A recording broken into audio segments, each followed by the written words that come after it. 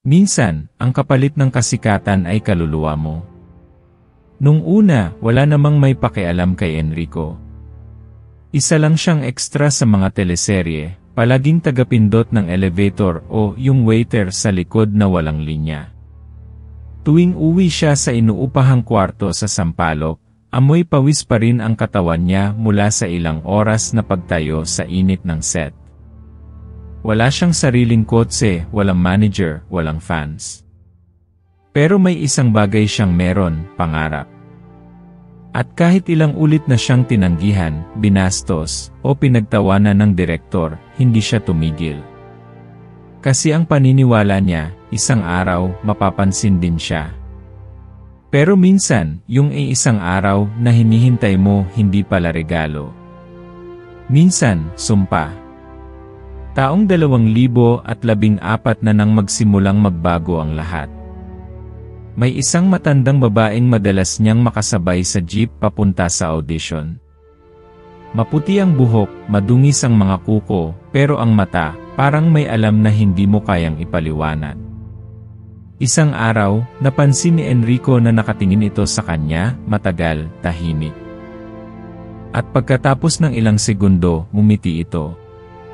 Yung tipong ngiti na malamig kahit mainit ang araw. Mukha kang gutom sa tagumpay, sabi ng matanda. Hindi niya pinansin iyon sa una. Pero nung gabing iyon, hindi siya mapakali. Para bang may nagbago sa paligid niya. Tahimik pa rin ang boarding house nila, pero para bang may mata sa likod ng kurtina. Sa salamin ng banyo, minsan nararamdaman niyang may aninong dumaan, pero paglingon niya, wala namang tao. Lumipas ang mga linggo. Wala pa rin siyang racket.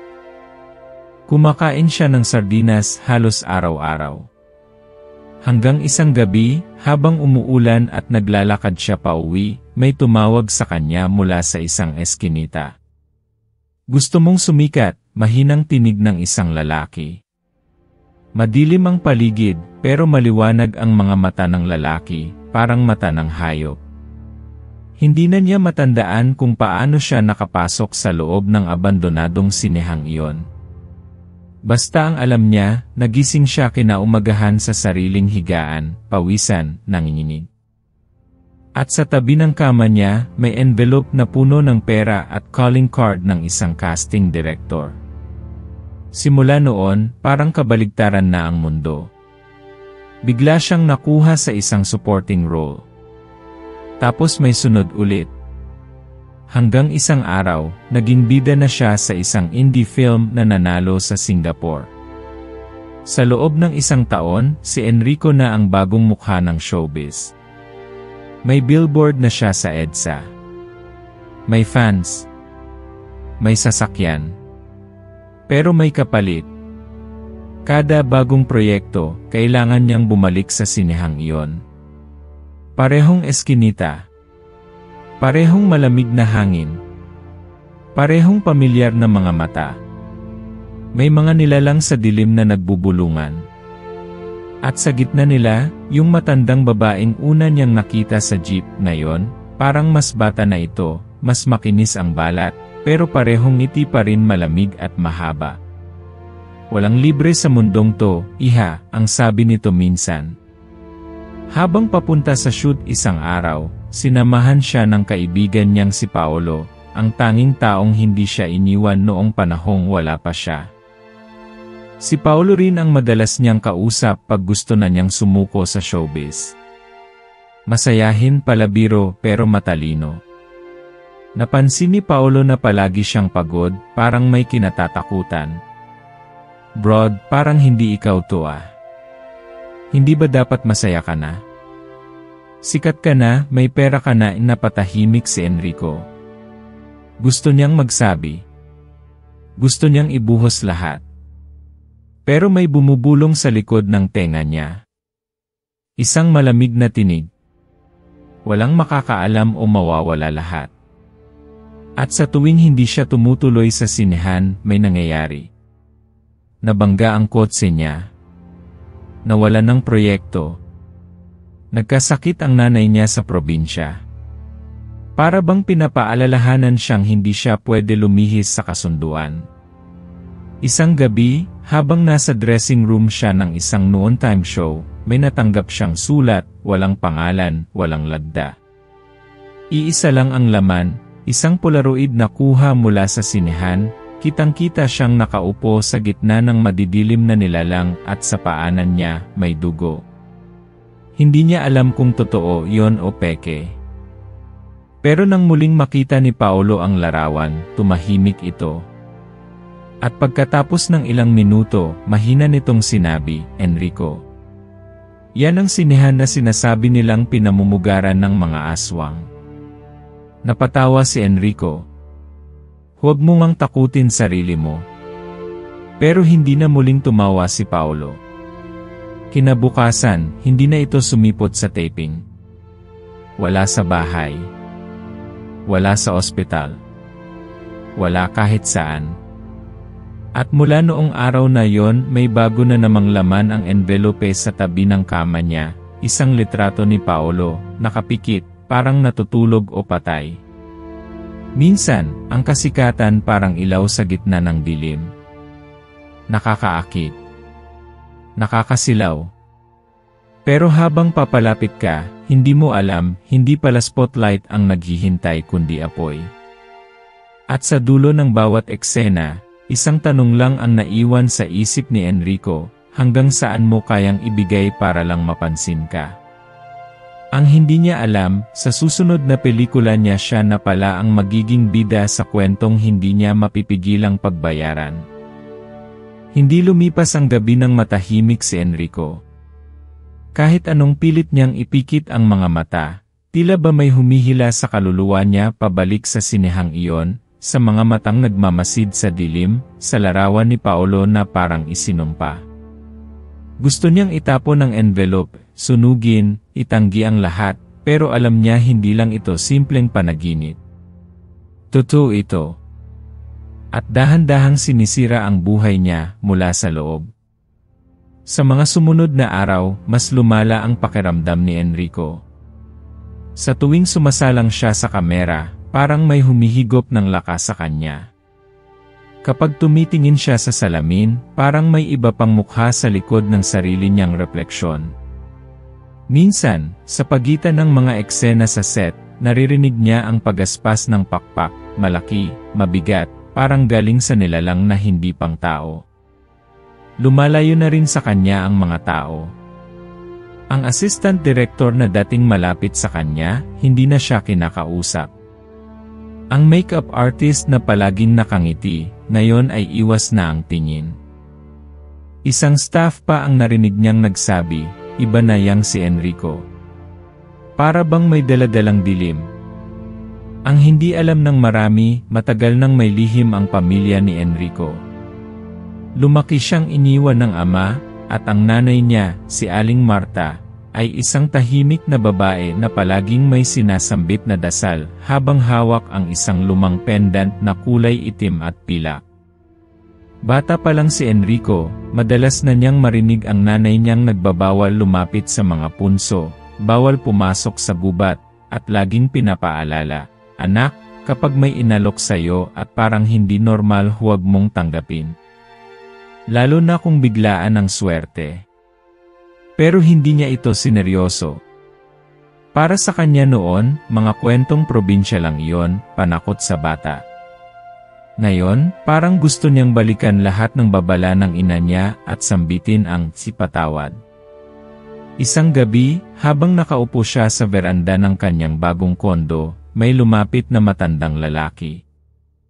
Hindi niya alam kung paano ito nakapasok, nakabarong, may daladalang baston na may ukit ng bituin sa dulo. Maputing-maputi ang buhok, pero ang mga mata maliwanag, parang sinag ng buwan. Enrico, sabi ng matanda. Oras na para malaman mo ang totoo. Napakunot no si Enrico. Sino kayo? Papaano niyo alam ang pangalan ko?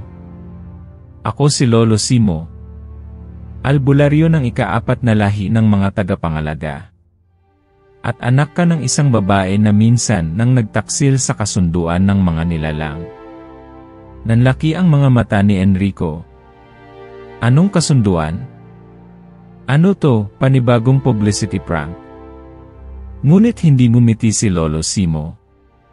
Sa halip, inilabas niya mula sa bayong ang isang bagay, isang maliit na kahoy na kahon, may ukit ng mga sinaunang simbolo. Dahan-dahan niya itong binuksan. Sa loob, may mutya, maliit, parang perlas, pero kumikislap ng bughaw sa gitna. Ito ang mutya ng kalinaw, paliwanag ni Lolo Simo. Isang sinaunang bagay na kayang magsalamin sa kaluluwa ng taong humahawak nito. Ngunit hindi lahat ay kayang tanggapin ang katotohanan kapag nakita nila ang sarili nilang anino. Hindi alam ni Enrico kung anong mararamdaman. Takot. Inis. Pagkalito. Pero bago pa siya makatanggi, hinawakan na ni Lolo Simo ang kamay niya at ipinatong ang mutya. At doon niya nakita ang totoo. Sa loob ng ilang segundo, biglang nagbago ang paligid. Para siyang lumubog sa tubig, malamig at mabigat. At sa harap niya, nakita niya ang sarili, pero mas madilim, mas matulis ang mga mata. May tila balahibong tumutubong itim sa balat. Sa likod ng anyong iyon, may aninong hugis babae si Inang Marta. Umiiyak. May hawak na sanggol. At sa likod nila, isang higanting nilalang na may pakpak, may sungay at nakamumulang mata. Pagbalik sa ulirat, basang-basa na ng pawis si Enrico. Nalalamig ang kanyang katawan. Anak ka ng isang babaeng minsang inalok ng kasunduan, paliwanag ni Lolo Simo. At dahil tinanggihan niya yon, ikaw ang sinisingil ngayon. Napaluhod si Enrico. Hindi niya naisip na ang pangarap niyang kasikatan ay isa palang patibong. Isa palang kabayaran. Hindi ako naniniwala, mahinang bulong niya. Hindi mo kailangang maniwala ngayon, sagot ng albularyo. Pero darating ang panahon, pipiliin mo kung sino ka. Tao o anino ng kasunduan. Sa mga sumunod na araw, nagsimulang magbago ang kilos ni Enrico. Hindi na siya kasing sigla sa interviews. Mas madalas siyang nag-iisa. Pero gabi-gabi, tinatawag siya ng mutya. At sa tuwing tititigan niya ito, parang may boses na lumalabas, mga salitang hindi niya maintindihan. Pero ramdam niya sa puso, maghanda ka. Muling bumisita si Lolo Simo, dala ang ilang sinaunang aklat. Tinuruan siyang kilalanin ang mga aswang hindi sa anyo, kundi sa amoy, sa kilos, sa paraan ng pagsasalita. Tinuturuan siyang gumamit ng dahon ng alagaw, asin, at itim na kandila. Pero si Enrico, hindi pa rin lubusang tanggap ang lahat. Para sa kanya, artista siya, hindi mandirigma. Hindi ko ito ginusto, sigaw niya isang gabi habang nag-ensayo ng orasyon. Walang sinuman ang may gustong tawagin, sagot ni Lolo Simo. Pero minsan, ang kadiliman ang pumipili ng ilaw. At habang lumalalim ang gabi, may naramdaman silang pag-uga ng hangin. Tumahimik ang lahat. Ang kandila sa altar, biglang namatay. At mula sa labas ng bintana, isang malalim at mababang boses ang bumulong, Enrico, oras na. Nagkatitigan sila ni Lolo Simo. Tila ba may darating? Hindi pa handa si Enrico. Pero alam niya, hindi na siya makakatakas. Ang tanong na lang ngayon hanggang saan ang kaya niyang isuko para mailigtas ang kaluluwang matagal nang isinulat sa dilim. Kinabukasan, nagising si Enrico na basang-basa ng pawis. Hindi niya alam kung bangungot ba ang lahat o totoong may nilalang na bumisita sa kanya kagabi. Nang bumangon siya, naroon pa rin ang mutya sa tabi ng unan, kumikislap ng mahinang bughaw. Mahigpit ang hawak niya rito, pero sa puso niya, magulo, mabigat, puno ng takot at tanong. Pilit niyang ikinubli ang lahat. Bumalik siya sa set ng bagong pelikula, nagkunwaring walang nagbago. Pero hindi niya na kaya itago ang lungkot sa mga mata niya. Hindi na siya nakangiti tulad ng dati. Ang mga tagahanga niya, napapansin na rin, parang malalim lagi ang iniisip ni Enrico, no, bulong ng isa sa likod ng kamera. Ang direktor naman iritado na. Kung hindi mo kaya, sabihin mo ha. Hindi kita kailangang alagaan. Hindi niya sinagot iyon.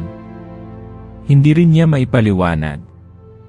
Sa loob niya, parang may dalawang tinig na nagsasalita, ang isa, ang dating Enrico na nangangarap lang makilala, at ang isa pa, ang bagong Enrico na nilalapitan ng dilim, tinatawag ng kapalaran na ayaw niyang yakapin. Sa bawat araw na lumilipas, lumalalim ang bangungot. Minsan, habang umaarte siya, bigla niyang nakikita ang mukha ng kalaban sa eksena, nagiging hayop, may matutulis na ngipin at mapupulang mata. Napapatigil siya. Nanginginig. Sinasabi ng lahat, pagod lang siya, o baka overwork. Pero alam niya, hindi ito pagod. Isa itong babala. Sa isang eksena sa sementeryo, habang kinukunan ang gabi, may isang kameraman ang napasigaw. Tumigil ang lahat. Nang lapitan nila ito, nanginginig ito at hindi makapagsalita.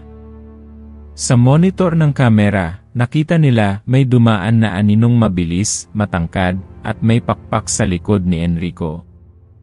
Walang gustong magsalita, pero may isa sa mga staff ang mahinang bulong, hindi ba't sinihan yan galing sa kasunduan ng mga aswang? Mas lalong nanlamig ang katawan ni Enrico. Ang anino sumusunod na sa kanya. Pagbalik niya sa kondo, sinalubong siya ni Lolo Simo. Malapit na, sabi nito. Hinahanap ka na ng puno ng itim. Hindi mo na ito matatakasan.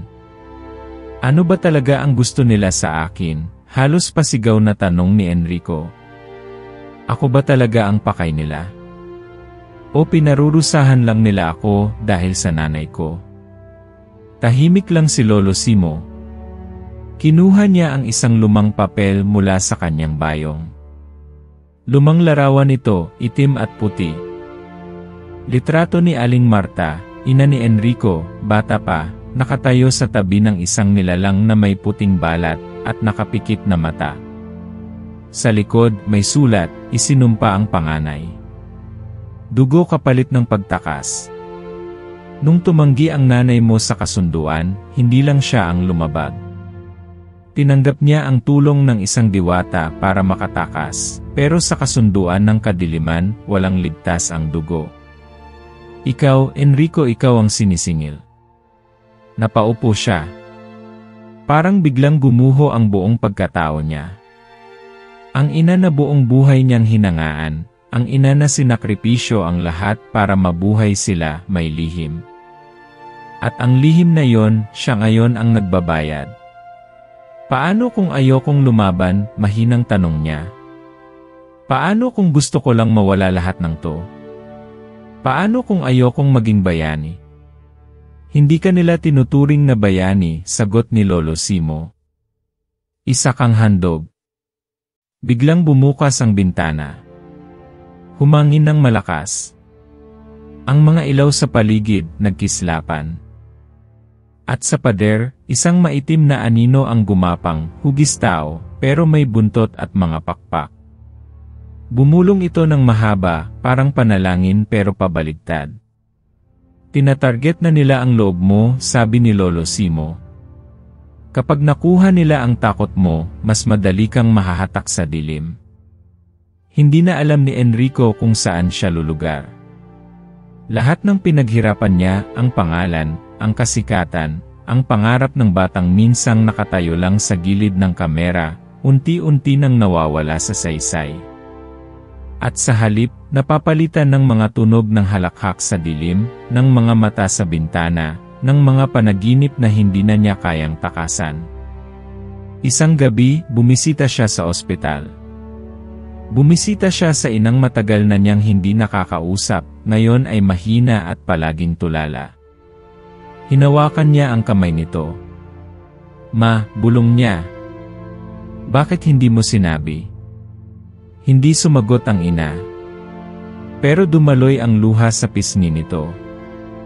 At sa katahimikang iyon, parang may narinig siyang tinig, mahina, mula sa diwa ng kanyang ina. "Patawad, anak. Pinili kitang mabuhay. Pero hindi ko kayang iligtas ka ngayon. Ikaw na ang dapat pumili." Pag-uwi niya, humarap siya sa salamin. Sa wakas, wala siyang ibang kasama. Wala si Lolo Simo.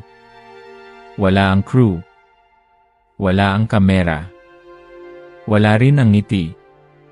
Ang natitira na lang ay siya. At sa mutya sa palad niya, unti-unting lumilitaw ang isang hugis, isang bilog na may gitnang bituin. Simbolo ng mga tagapangalaga. At sa kanyang dibdib nagsimulang uminit ang balat, parang may gustong pumutok palabas. Muli niyang naalala ang sinabi ng albularyo, "Kapag tinanggap mo ang apoy, hindi ka na makakabalik sa dating ikaw." Sa labas ng bintana, may mga uwak na dumaan.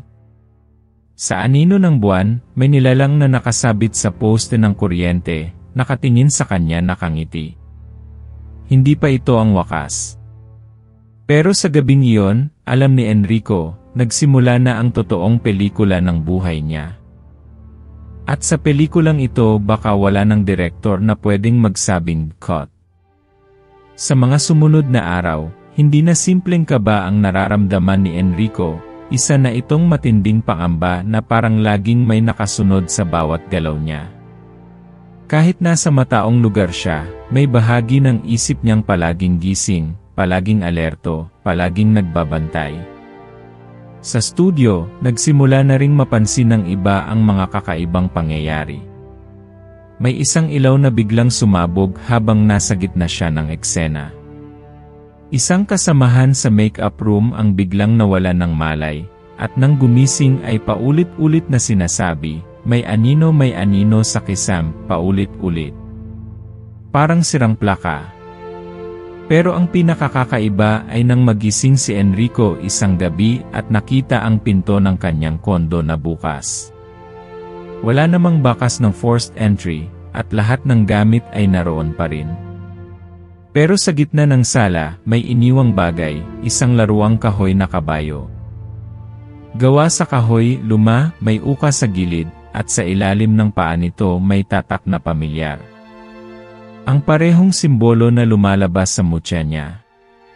Lumapit si Lolo Simo kinabukasan, kasama ng ayon ang isang batang babae, mahigit 12 anyos, tahimik, mapungay ang mata, at may mahabang buhok na kulay abo. Pinakilala siya bilang Amara, isang diwata na isinilang sa ilalim ng gabing tinakpan ng buwan. Hindi siya tao. Hindi rin siya ganap na nilalang, paliwanag ni Lolo Simo. Pero siya ang tanging nakakakita sa anyo ng tunay mong kalaban. Ang puno ng itim. Tahimik lang si Enrico habang pinagmamasdan ang bata. Hindi ito nagsasalita, pero tuwing titingin sa kanya, parang alam na nito ang laman ng puso niya. May takot sa puso mo, mahinang sabi ni Amara sa wakas. Takot sa hindi mo maintindihan. Pero ang takot yan ang paboritong pintuan ng dilim. Napayuko si Enrico. Totoo ang sinabi ng diwata. Hindi pa siya handa.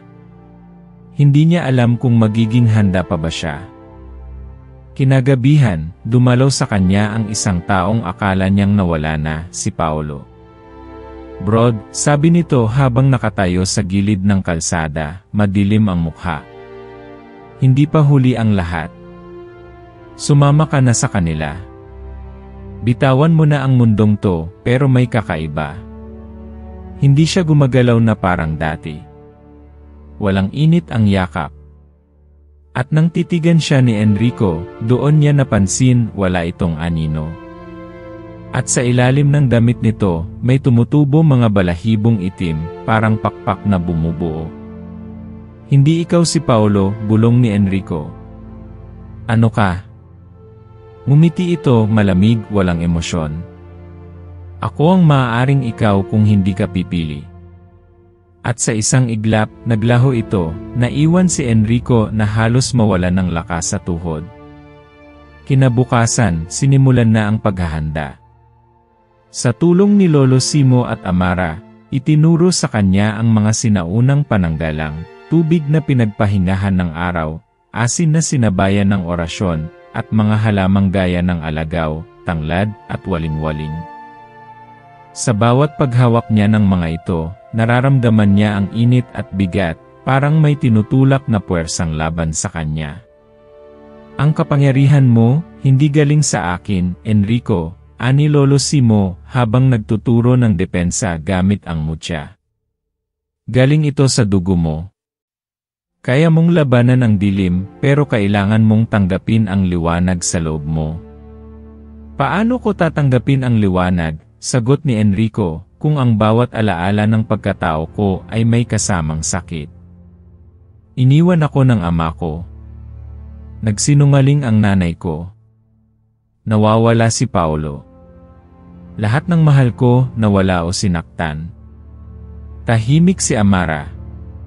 Lumapit siya at marahang hinawakan ang kamay ni Enrico. Lahat tayo may sugat, sabi ng batang diwata. Pero ang sugat, hindi dahilan para hindi ka lumaban. Minsan, sa sugat din nanggagaling ang pinakamalakas na lakas. Muling binalikan ni Enrico ang mutya. Sa pagkakataong ito, hindi na lang ito basta kislap ng bughaw. May anyo na ito, parang maliit na apoy na umiikot sa gitna ng mutya. Buhay. Gumagalaw. Sumusunod sa tibok ng puso niya. Gabi-gabi, nararamdaman na nila ang paglapit ng kaaway. Mas madalas na ang malamig na hangin. Mas malakas na ang bulong sa dilim. Minsan, sa banyo, may humihila sa kortina. Sa mga poste, may mga aninong nakasabit, hindi gumagalaw pero palaging naroon. Ang mga uwak, hindi na umaalis sa paligid ng building. At sa panaginip niya, palaging naroon ang sinehan, itim, maalikabok, may mga matang walang puti na katitig lang. Minsan, habang nag-ensayo siya ng orasyon, dumugo ang kanyang ilong. Sumabay rito ang panginginig ng lupa sa paligid nila. Nandito na sila, bulong ni Lolo Simo. Pero hindi pa yon ang wakas. Isa pa lang itong paalala. Isang sulyap sa puwersang hindi basta-basta. At habang magkasama silang tatlo sa loob ng maliit na silid na ginawa nilang santuwaryo, bumukas ang pinto, wala namang tao sa labas. Tumambad lang ang isang bagay na gumulong sa sahig, isang papel. At sa loob nito, isang larawan ni Enrico noong bata pa yakap ng kanyang ina, at sa likuran nila, may nilalang na hindi nila nakita noon, ngayon lang lumitaw sa larawan.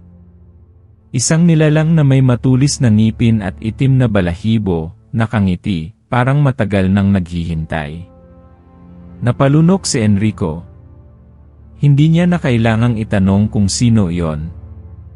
Alam na niya. At ang tanong na lang, habang papalapit ang gabing itinakda, kaya ko ba talagang harapin ito kung ako mismo ang naging daan ng kadiliman? Madaling araw. Tahimik ang paligid, pero ang dibdib ni Enrico ay parang pinipiga. Hindi siya makatulog. Sa kabila ng pagod, ng dami ng tinuturo sa kanya ni Lolo Simo at Amara, may bagay na hindi mapakali sa loob niya, parang may kulang, o may mali na hindi pa niya nahahalata. Sa labas ng bintana, naroon na naman ang mga uwak. Nakaupo sa gilid ng kable ng kuryente, lahat sabay-sabay nakatingin sa kanya, tahimik, pero may presensya ng babala. Para silang mga sundalong nagbabantay o naghihintay ng senyales. Habang binubuksan niya ang mutya na nakasabit sa kwintas niya, muling lumiwanag ito, pero hindi gaya ng dati. Ngayon, parang may itim na usok sa loob. Kumakapit ito sa liwanag, binabalutan, pinipilit patayin. Agad siyang tumawag kay Lolo Simo. Dumating ito bago sumikat ang araw, suot ang balabal niyang kulay lupa, dala ang mga alay at dahon ng saging na may orasyon. Si Amara naman, tahimik lang sa isang sulok, pero hindi tumitingin kay Enrico. Pagkatapos ng ilang pag-aalay at dasal, napansin ni Enrico ang kakaiba. Si Amara, tila naiilang. Sa tuwing lalapit siya, tumatayo ito. At sa gabing iyon, habang tulog si Lolo Simo, lumapit siya sa diwata at mahinang tinanong, "Amara, may hindi ka ba sinasabi sa akin?" Tahimik. Hindi kumikibo ang bata. Pero nang tumitig ito sa kanya, naluha ito. "Hindi ko dapat sasabihin," sabi niya. "Pero ngayon, baka kailangan mo nang malaman." Dahan-dahan siyang lumapit sa isang lumang kahon sa ilalim ng altar. Binuksan niya ito at inilabas ang isang piraso ng papel, parang sinaunang dokumento, sunob na ang gilid. Nakasulat dito ang mga sinaunang titik na hindi maintindihan ni Enrico. Pero ipinakita ni Amara ang gitna ng pahina, isang pamilyar na mukha. Siya. Ang propesya, sabi ni Amara, hindi lang tungkol sa isang anak ng kasalanan. May ikalawang bahagi. Napatigil si Enrico. Anong ibig mong sabihin? Ang anak ng kasalanan ay siya ring magiging daan ng pagbabalik ng puno ng itim. Parang tinamaan ng kidlat si Enrico. Umupo siya. Hindi siya makapagsalita. "Akala namin, ikaw ang tagapagdala ng liwanag," patuloy ni Amara. "Pero posibleng ikaw rin ang magiging tulay ng muling pagsilang ng pinakamalakas na nilalang ng dilim. Dahil sa dugo mo, Enrico. Dalawang dugong magkaiba ang tumatakbo sa'yo." Tumayo siya, naglalakad-lakad sa kwarto. "Bakit ngayon mo lang to sinasabi? Lahat kayo, tinulungan ko. Akala ko ba kayo ang kakampi ko?" "Ikaw pa rin ang kakampi namin," sagot ng diwata, "pero kailangan mong malaman ang katotohanan. Dahil kung hindi mo mapipigil ang kadilimang nasa loob mo, ikaw mismo ang magiging simula ng lahat ng wakas." Tumayo si Enrico at itinapon ang mutya sa sahig. "Bakit ako? Hindi ko ito ginusto." Sa likod nila, nagising si Lolo Simo. Tahimik siyang lumapit, kinuha ang mutya, at ibinalik sa altar. "Ang liwanag at dilim, anya, parehong nasa loob mo. Pero ikaw pa rin ang pipili. Walang propesya na nakaukit sa bato. Nabubuhay ito depende sa tibok ng puso mo." Ngunit hindi pa natatapos ang mga revelasyon. Kinagabihan, habang nag-aayos ng gamit, biglang napansin ni Enrico ang cellphone niya. May bagong mensahe. Wala sa contact list. Isang video. Binuksan niya ito.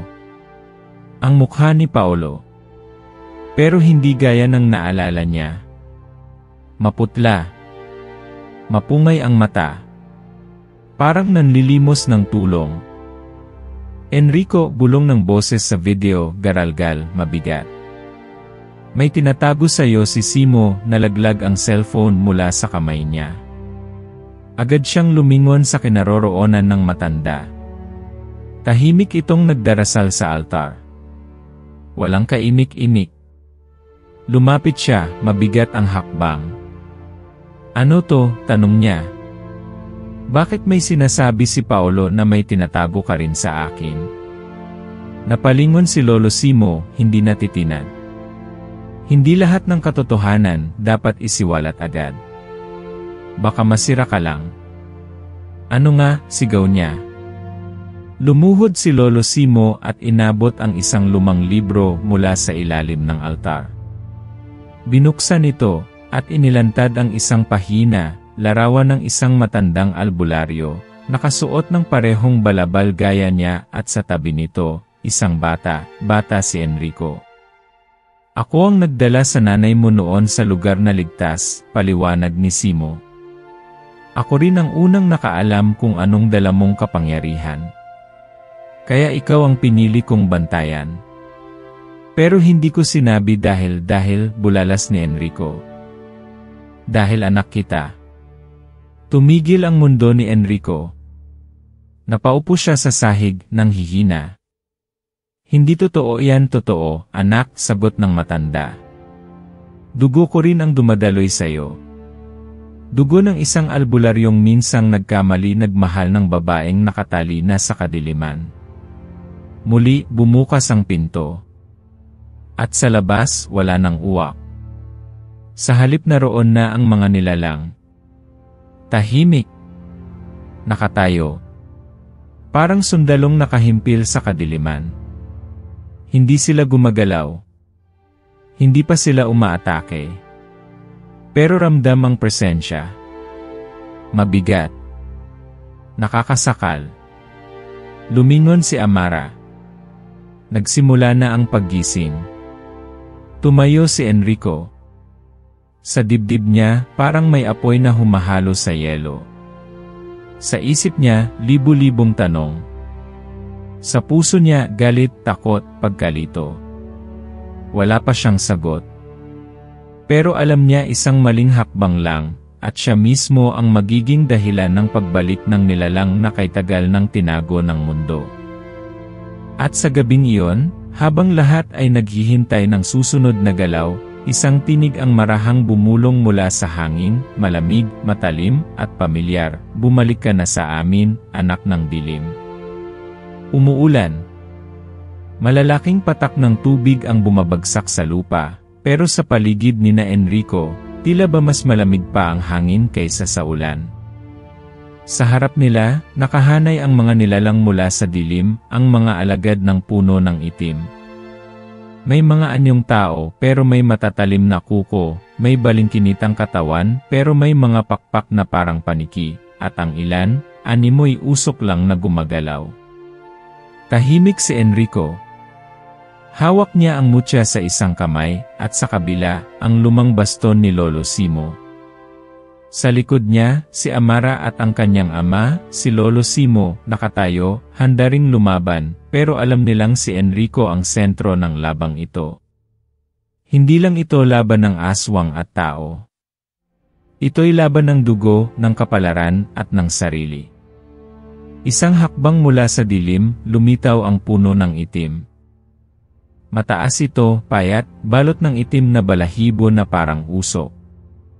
Ang mukha nito, parang pinaghalong tao at hayop, walang mata, pero may ngiting mababa at nakakatakot. Sa bawat hakbang nito, tila nanginginig ang lupa. Walang sinasabi, pero ramdam ni Enrico ang boses nito sa loob ng kanyang isip. Enrico, anak ka ng liwanag at dilim. Ikaw ang susi. Halika na. Tanggapin mo ang lakas. Sumama ka sa amin. Mabilis ang tibok ng puso ni Enrico. Gusto niyang sumigaw. Gusto niyang lumaban. Pero sa ilalim ng galit at takot, may isang parte ng sarili niyang natutukso. Isang bulong sa dibdib na nagsasabing, mas madali kung sumuko ka na lang, Enrico, sigaw ni Amara mula sa likod. Pumili ka. Ngayon na. Pumikit si Enrico. Sa kanyang isip, nakita niya ang mukha ng ina niya, si Aling Marta, na palaging nanalangin, palaging nagtatago ng takot, palaging nagpapakatatag. Naalala niya si Paolo, ang tawa nito, ang mga araw na sila'y naglalakad lang sa kalsada, nangangarap. Naalala niya ang sarili niya, ang batang gustong maging artista, hindi dahil sa pera o yaman, kundi para maramdaman na mahalaga rin siya. Binuksan niya ang mata. At sa pagmulat ng paningin, may liwanag mula sa kanyang dibdib. Ang mutya, biglang nagliyab ng bughaw. Umangat ito sa ere, at sa paligid niya, lumitaw ang hugis ng bituin na nakita niya noon sa lumang aklat. Hindi ako susuko, sabi ni Enrico. Hindi ako para sa inyo. Tumili ang puno ng itim. Lumundag ito, mabilis, nakataas ang matatalim na kuko. Mabilis din si Enrico, tinutok ang baston, at sa dulo nito, lumabas ang liwanag na parang kidlat. Nagbanggaan sila sa gitna ng ulan, liwanag laban sa anino. Sa bawat salpukan, naglalaban ang sigaw ng mundo, ang paghingi ng tulong at ang pag-utos ng pagkawasak. Gumulong si Enrico sa putik, sugatan. Nakita niyang lumapit ang isang nilalang, may matulis na sungay. Inilapit ang kuko sa lig niya, pero bago siya maabot, sumigaw si Amara. Lumipad ito, hawak ang isa sa mga mutyang itim, at inihagis ito sa nilalang. Sumabog ang nilalang sa alikabok. Ngunit kapalit noon, tinamaan si Amara sa dibdib ng isa pang anino. Bumagsak siya sa lupa, duguan. Amara, sigaw ni Enrico. Nilapitan niya ito, niyakap. Huwag mo akong iwan, bumiti ang diwata, kahit umiiyak. Hindi ako alis hanggat nariyan ka pa. At sa huling paghinga, kumislap ang katawan ni Amara at naging abo na tinangay ng hangin. Isang munting ilaw ang naiwan, at kusang pumasok sa mutya ni Enrico, parang nagbibigay ng bagong lakas. Tumayo siya, mas matatag. Sa kanyang likod, lumapit si Lolo Simo, sugatan din, pero may hawak na bagong sanga ng alagaw, may orasyon. Ito ang huling sandata, sabi niya. Ngunit kailangan mo nang tapusin ito. Tumango si Enrico. Sa kanyang isipan, muli niyang narinig ang boses ng puno ng itim. Mas makapangyarihan ka sa kanila, Enrico. Tanggapin mo lang at ikaw ang magiging hari ng bagong mundo. Ngunit sa halip na matukso, umiti si Enrico. Hindi ako nilikha para mamuno sa kadiliman. Ako ang nilikha para tapusin ito. Tumalon siya, hawak ang baston at mutya, at hinarap ang puno ng itim sa huling pagkakataon. Sa gitna ng kanilang banggaan, sumabog ang liwanag, maputi, malamig, malinis. Tumili ang mga nilalang. Isa-isang naglaho. Ang puno ng itim, sumigaw ng huli, at nawala sa hangin, kasama ang ulan, ang hangin, at ang gabi. Pagkatapos ng putok ng liwanag, bumagsak si Enrico sa lupa. Tahimik. Basang-basa. Sugatan. Nakatingala sa langit. Wala na si Lolo Simo. Wala na rin si Amara. Mag-isa na lang siya. Ngunit sa puso niya, tahimik na ang lahat. Parang unang pagkakataon sa buong buhay niya na tunay siyang nakahinga. Ilang araw ang lumipas. Wala sa balita ang mga nilalang.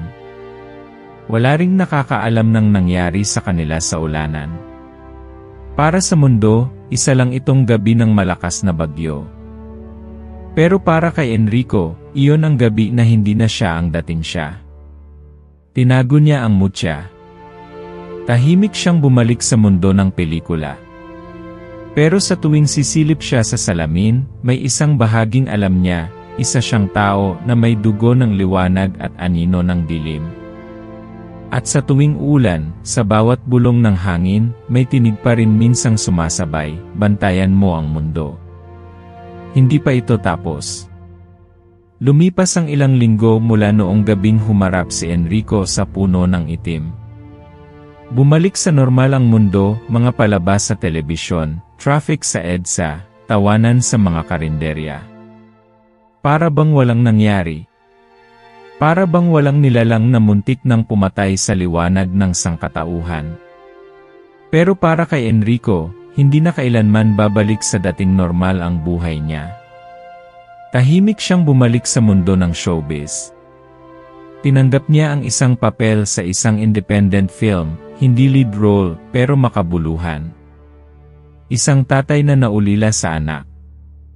Mabigat ang tema. At habang binubuo nila ang pelikula, parang nahuhukay din niya ang sarili niyang damdamin, ang lungkot, ang galit, ang tanong, at ang matagal na niyang kinikimkim na pagkauhaw sa katahimikan. Naging iba na rin ang pakikitungo niya sa mga tao. Mas mapagmatsyag. Mas tahimik. Mas totoo. Wala na ang dating pilit ng ngiti. Sa halip, may lalim sa mata niya na napapansin ng mga kasama. Bro, may pinagdaanan ka no? Minsang tanong ng isang kameraman. Umiti lang si Enrico. Pero buti na lang hindi ako nag-iisa. Sa mga panaginip niya, paminsan-minsan lumilitaw pa rin si Amara. Hindi na ito takot o trahedya. Minsan, nasa gubat siya, sumasayaw sa hangin, hawak ang mutyang bughaw. Minsan, nakaupo lang sa ilalim ng puno, nakangiti. Hindi na ito bumubulong ng babala, kundi alaala na lang ng isang nilalang na piniling tumulong kahit wala siyang utang na loob kay Enrico. Isang kaibigang iniwan siya hindi dahil mahina kundi dahil pinili niyang magbuwis para sa iba. Si Lolo Simo naman hindi na muling nakita. Isang araw basta na lang naglaho. Naiwan lang sa altar ang kanyang baston, at isang papel na may maikling sulat, "Anak, hindi ako perpektong ama, pero ginawa ko ang lahat para hindi ka lamunin ng dilim. Salamat sa pagpili mo sa liwanag." Napaluha si Enrico habang binabasa yon. At sa gitna ng katahimikan ng silid, tinanong niya ang sarili, bakit nga ba ako pinili? At doon niya naunawaan, hindi siya pinili dahil malakas siya. Hindi rin dahil bayani siya. Pinili siya ng kapalaran dahil sa lahat ng pinagdaanan niya, ang sakit, ang pagkalito, ang takot, ay hindi siya bumitaw. Kahit sinungaling ang mundo, kahit iniwan siya ng ama, kahit muntik na siyang lamunin ng sariling anino, hindi siya tumalikod. Minsang napadaan siya sa isang lumang sinehan. Nakasara na ito. Naka-board up ang mga pinto, sira-sira ang bubong. Pero sa likod ng basag na salamin, may isang larawang nakadikit pa rin sa pader, si Paolo. Bata pa. Nakangiti. At sa likod ng larawan, may papel na nadikit sa likod. Parang galing sa lumang script. Sa huli, hindi ang lakas ng kalaban ang susubok sa atin, kundi ang bigat ng sarili nating multo. Umiiyak nang umiti si Enrico. Hindi man niya nabawi si Paolo, hindi man nila naibalik ang dating pagkakaibigan, alam niyang sa loob ng dilim na iyon, pinili pa rin siyang tulungan ni Paolo. Isa pa ring kaibigan. Hanggang dulo. Habang patuloy siyang naglalakad pa uwi, napansin niyang may batang lalaki na sumusunod sa kanya, mga 6 na taong gulang, may bitbit na laruan. Nang tanungin niya ito, ngumiti lang ang bata. Tito Enrico ka diba? Ikaw yung lumaban sa halimaw. Nanlaki ang mata ni Enrico. Ha? Paano mo nalaman? Ngunit bago pa niya matapos, tumakbo na ang bata palayo, parang walang nangyari. Tumayo lang si Enrico sa gitna ng kalsada. Pinikit ang mata. Malalim ang hininga. May mga bagay na hindi kailanman makikita sa headline ng dyaryo o sa trending topic sa social media. May mga laban na walang kamera, walang saksi, walang palakpakan. Pero totoo pa rin. Totoo dahil sa bawat araw na pinipili mong maging mabuti, kahit madilim ang paligid, iyon na ang panalo. Binalikan niya ang mutya. Ngayon, itinatago niya ito sa isang kahon, balot ng tela at dasal. Hindi para kalimutan, kundi para ipaalala na minsan sa buhay niya, humarap siya sa kadiliman, at hindi siya tumakbo. Tuwing umuulan, umuupo siya sa tabi ng bintana. Pinakikinggan ang patak ng tubig, ang hampas ng hangin. Hindi na siya natatakot. Hindi na siya nagtatago. At sa bawat tunog ng kulog, sa bawat liwanag ng kidlat, may naaalala siya, hindi ang halimaw, kundi ang mga taong naniwala sa kanya, kahit pa hindi siya sigurado kung kaya niya. Hindi naging madali ang lahat. May mga nawala, may sugat na hindi na mawawala. Pero kung may natutunan si Enrico sa lahat ng ito ang pinakaimportanteng aral. Ang tunay na lakas ay hindi nasusukat sa dami ng labang na panalunan, kundi sa tibay ng pusong hindi bumigay sa oras ng dilim. At minsan, ang pinakamadilim na gabi ang siya ring simula ng bagong umaga.